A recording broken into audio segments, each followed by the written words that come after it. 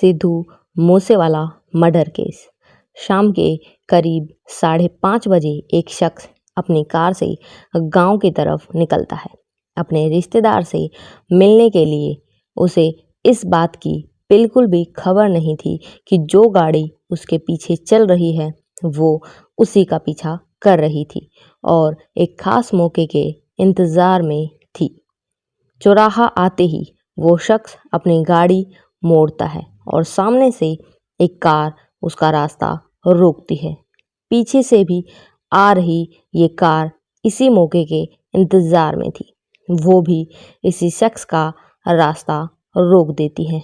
अब वो शख्स गाड़ी ना तो पीछे ले जा सकता है और ना ही आगे।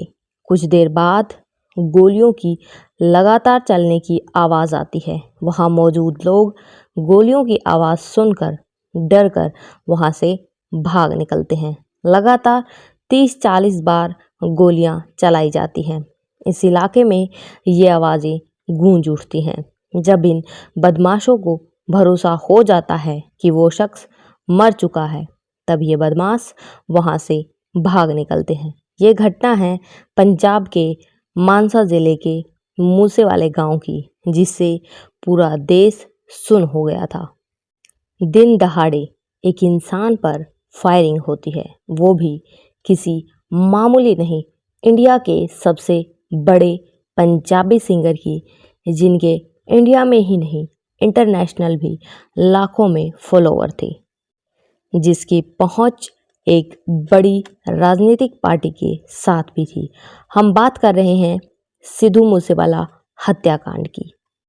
सिद्धू मूसेवाला मानसा जिले के व मूसे गांव के रहने वाले थे। उनका बचपन गांव में ही बीता था और इनके पिता एक्स गवर्नमेंट एम्प्लॉय थे। 2016 में सिद्धू ने गुरु नानक देव इंजीनियरिंग कॉलेज से की थी, लेकिन इनकी दिलचस्पी रैपिंग और सिंगिंग में थी, इसीलिए इन्होंने कनाडा जाने का डिसीज़न लिया। उन्हें अपने संगीत पर इतना भरोसा था कि लगभग हर प्रोडक्शन कंपनी ने उन्हें उनके सॉन्ग्स को लॉन्च करने से इनकार कर दिया।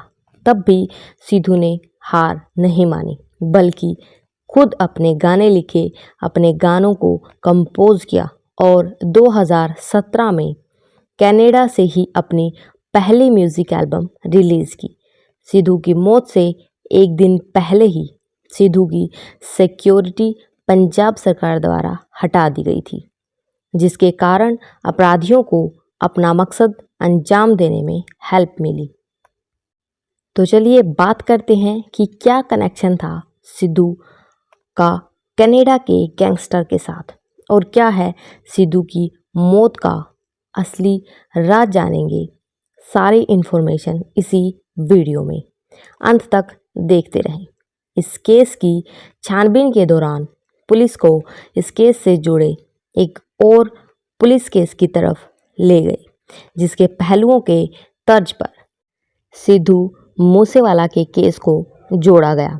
7 अगस्त 2021 सिद्धू मूसेवाला के मर्डर के लगभग 10 महीने पहले दिन दिहाड़े सेक्टर 71 मोहाली में विक्रमाजीत सिंह मिड्डू खेरा की गाड़ी को कुछ लोग अपनी गाड़ी से रोक देते हैं। उस गाड़ी से 2 लोग निकलते हैं और विक्की मिड्डू खेरा पर फायरिंग करने लगते हैं। विक्की मिड्डू खेरा के पास हमेशा से ही एक पिस्टल सेल्फ डिफेंस के लिए रहती थी, पर विक्की उस वक्त उस पिस्टल की यूज़ करने में नाकामयाब रहे और भागकर अपनी जान बचाना उसने सही समझा और गोलियों की फायरिंग के बीच वो अपनी जान बचाकर भागने लगी। वो भागकर 500 मीटर दूर एक दीवार को पार करने में कामयाब रहता है ताकि फायरिंग से बच सके, पर अफसोस अब तक उसे कुछ 12 गोलियां लग चुकी थी, जिसके कारण उसकी ऑन द स्पॉट डेथ हो गई। शार्प शूटर के थ्रू दिन दहाड़े फायरिंग करना और रास्ता रोकना, ये सब सिद्धू मूसेवाला मर्डर केस जैसा ही लग रहा था। और आगे की तफ्तीश में इस बात को सच साबित भी कर दिया। 33 साल के अकाली दल लीडर विक्की सिंह मिड्डू के केस की इन्वेस्टिगेशन से पता चला कि ये सब बम्बीहा गैंग के लीडर लकी पटियाल ने करवाया था। लकी की डायरेक्शन पर 4 शार्प शूटर्स अनिल, सज्जन, अजय और सोमवार ने अमित डागर और कौशल चौधरी और भूपी राणा की मदद से इस मकसद को अंजाम दिया। पुलिस इन्वेस्टिगेशन में 4 में से 3 शूटर पकड़े गए, लेकिन एक अब भी फरार है। और अनिल, सज्जन, अजय से ये पता चला कि विक्की मिड्डू खेरा के संबंध लॉरेंस बिश्नोई गैंग के साथ थे। विक्की मिड्डू खेरा की दोस्ती लॉरेंस बिश्नोई के साथ कॉलेज के टाइम से ही बहुत अच्छी थी। लॉरेंस बिश्नोई की सांठगांठ पूरे इंडिया में है। माना जाता है कि कुल 700 शार्प शूटर्स अभी भी लॉरेंस बिश्नोई के अंडर काम करते हैं और वो तिहाड़ जेल से ही सब कुछ हैंडल करता है। शार्प शूटर्स की भर्ती में हेल्प करता है कनाडा में बैठा गोल्डी बराड़। किसी भर्ती में लेना है या इंस्ट्रक्शंस जो भी देनी है, ये सब हैंडल करता है गोल्डी बराड़, वो भी लॉरेंस के इशारे पर।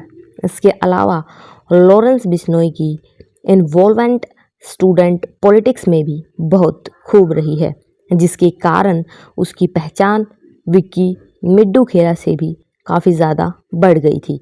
विक्की मिड्डू खेरा एक प्रोएक्टिव पॉलिटिशियन था जिसने शिरोमणि अकाली दल यानी SAD, जो कि स्टूडेंट ऑर्गेनाइजेशन ऑफ इंडिया यानी SOI का एक हिस्सा थी। 2010 से 2020 तक विक्की मिड्डू खेरा SOI चंडीगढ़ के इंचार्ज थे और साथ ही विक्की मिड्डू खेरा ने हर इलेक्शन में अकाली दल में खूब बढ़ चढ़कर कैंपेन में साथ दिया था। उसकी इसी नज़दीकी के कारण लॉरेंस बिश्नोई की राइवल गैंग यानी कि बम्बीहा गैंग के निशाने पर आ चुका था।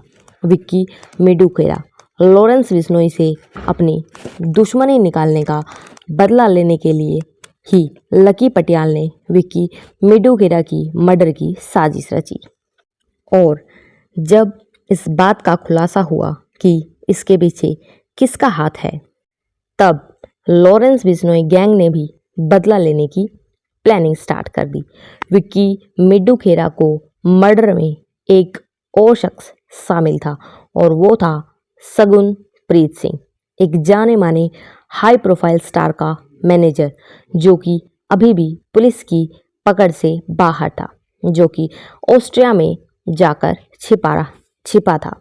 सगुन प्रीत सिंह भी वही था जो कि विक्की मिड्डू खेरा के मर्डर से एक दिन पहले शार्प शूटर्स को रिसीव करता है और उन्हें रहने के लिए मोहाली से 14 किलोमीटर दूर तक एक फ्लैट दे देता है रहने के लिए। शगुन प्रीत सिंह की वो बड़ी कड़ी था जो सिद्धू मूसेवाला, लॉरेंस बिश्नोई गैंग और विक्की मिड्डू खेरा के केस के पहलुओं को आपस में जोड़ता था, क्योंकि सगुन प्रीत सिंह किसी और का नहीं बल्कि सिद्धू मूसेवाला का ही मैनेजर था, जिसके कारण सिद्धू मूसेवाला अब लॉरेंस बिश्नोई गैंग के निशाने पर आ चुका था। वो शगुन प्रीत ही था जिसके विक्की मिड्डू खेरा के मर्डर में शामिल होने के खुलासे के बाद से ही सिद्धू की मर्डर की प्लानिंग स्टार्ट कर दी गई थी। उसके बाद इनका मर्डर कर दिया जाता है और इनके मर्डर करने की वारदात बिल्कुल सेम वैसे ही की जाती है जैसे कि विक्की को मारा गया था। अब तक इनके मर्डर किए हुए कुछ साथी पकड़े गए, कुछ इनकाउंटर में मारे गए और कुछ अब भी बचे हुए बैठे हैं। धन्यवाद।